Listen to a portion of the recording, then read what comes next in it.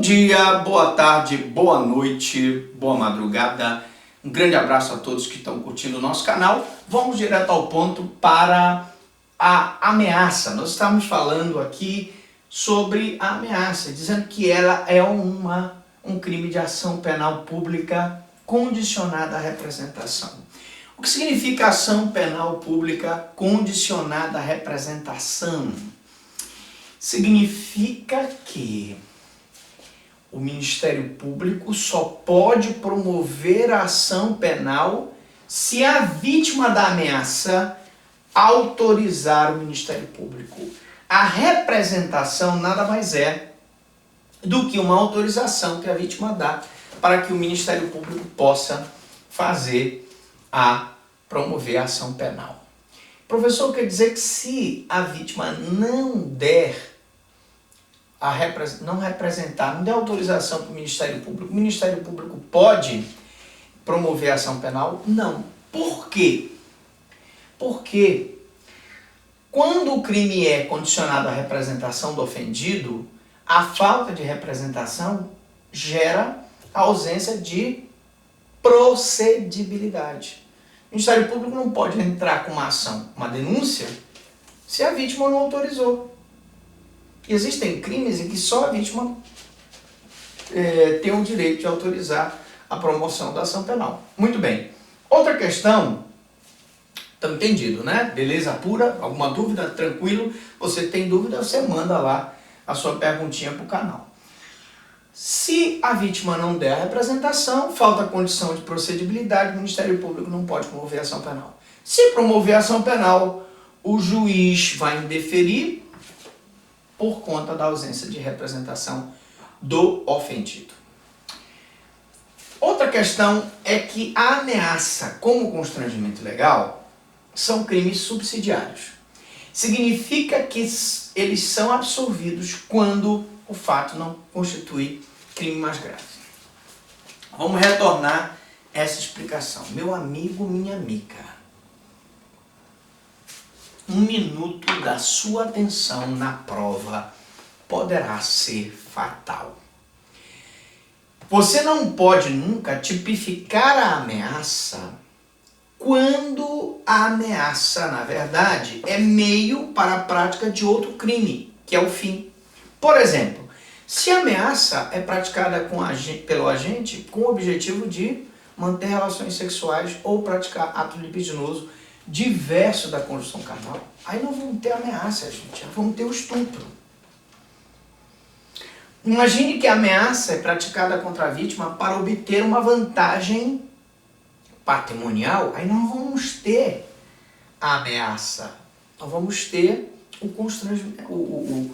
a extorsão, porque o objetivo é conseguir uma vantagem patrimonial. Então, vantagem patrimonial, extorsão, tranquilo, sem problema nenhum. Ameaça do policial ou de uma pessoa contra uma pessoa presa para obter uma prova de que ele confesse que foi ele que praticou o crime. Tortura. Então, vamos ter muito cuidado e vale o mesmo raciocínio para o constrangimento legal. Beleza?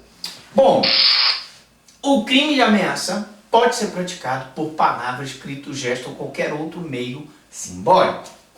Muita gente pensa que a ameaça só pode ser praticada por palavra.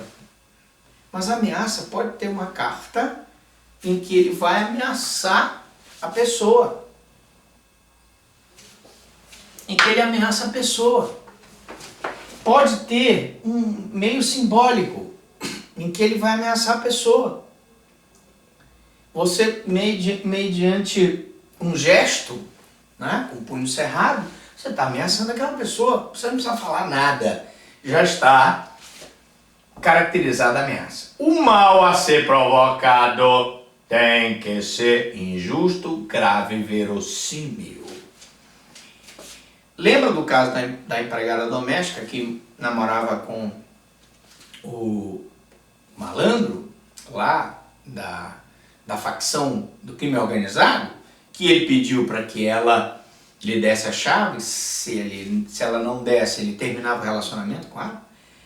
Isso aqui é que caracteriza a ameaça tem que ser injusta, grave. Ele dizer que termina com ela o relacionamento pela dar chave, não se trata de ameaça verossímil. Não se trata de ameaça injusta. Portanto, não caracteriza. Ela vai dizer na polícia, mas ele me ameaçou, queria terminar o relacionamento comigo. Isso não vale. Tem que ser ameaça, tem que ser injusta, grave e verossímil. Bom, vamos então explicar. Injusto, não tem apoio legal. O mal não será injusto se o credor diz que vai processar o devedor. Então, professor, estou devendo lá meu aluguel e o credor, o proprietário do imóvel, liga lá para casa e fica dizendo, olha, se tu não me pagares eu vou te processar. Isso é ameaça? Existe alguma ilegalidade nisso? Não, porque não é injusto. Você não pagou o aluguel, meu amigo. Você está devendo, minha amiga. Você tem que pagar. Se ele te cobra e diz que vai te processar, não se trata de ameaça. O mal injusto configura elemento normativo. E o que é o elemento normativo do crime de ameaça? Eu já expliquei, mas a gente volta a falar todo santo dia nas aulas de penal. Elemento normativo é aquele em que o juiz faz um juízo de valor sobre aquela expressão. Então, mal, injusto e grave significa que o juiz vai analisar no caso concreto se realmente o mal foi injusto, se realmente o mal foi grave. Se ele chegar à conclusão, como no caso da empregada doméstica, que deu a chave para o namorado, que era da organização criminosa, para ele assaltar a casa da patroa, nós não temos aí o elemento normativo, que é mal, injusto e grave. Então eu tenho que analisar dependendo de caso a caso. O que é grave? O que é grave, minha amiga, meu amigo que está assistindo? Grave é aquele que atinge um bem jurídico relevante. Não é nada grave uma coisa que atinge um bem jurídico irrelevante. Irrelevante. Exemplo, ameaça de morte.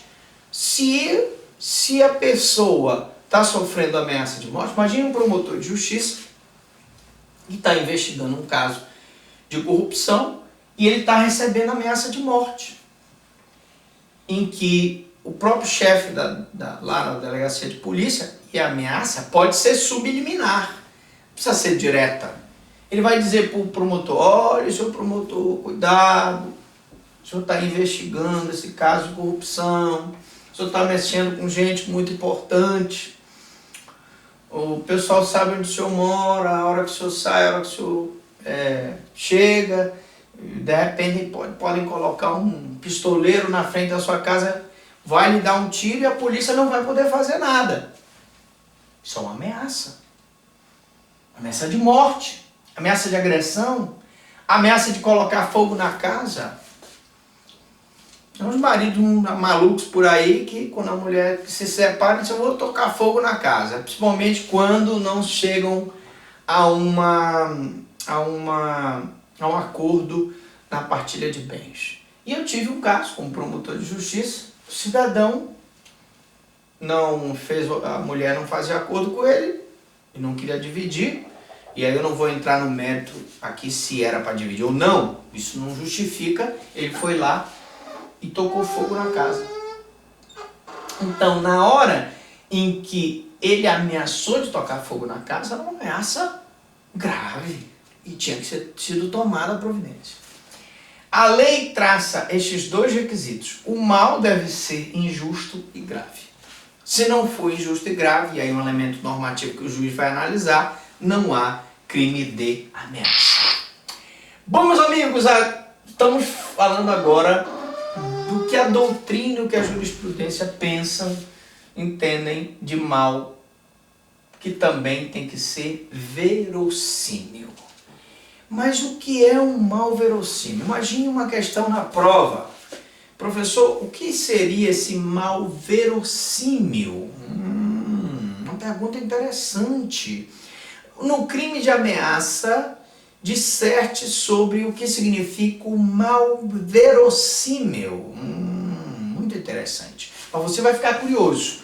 Eu vou falar daqui a pouco do verossímil e também vou falar da necessidade do agente querer concretizar o prometido à vítima. Ele precisa estar com essa vontade? E se ele falar brincando, é ameaça? Todas essas questões, daqui a pouco, depois dos comerciais, você vai curtir. É o tempo que você dá uma curtida na aula, se você gostou. Se você não gostou, manda a sua crítica. Professor, não gostei do áudio, beleza. Professor, está saindo só de um lado. Não tem problema. Aqui é ao vivo e a cores, sem cortes, sem edições. E a gente tem a intenção de passar, através desse canal, conhecimento para você, meu amigo. Você, minha amiga, que está fazendo concurso. E estamos à disposição para tirar as tuas dúvidas. Na próxima aula, o que é mal verossímil? O que é? Existe a necessidade de concretizar esse mal? E se o agente falar brincando com a vítima, vale como ameaça? Daqui a pouco a gente volta. É rapidinho, VaptVupt.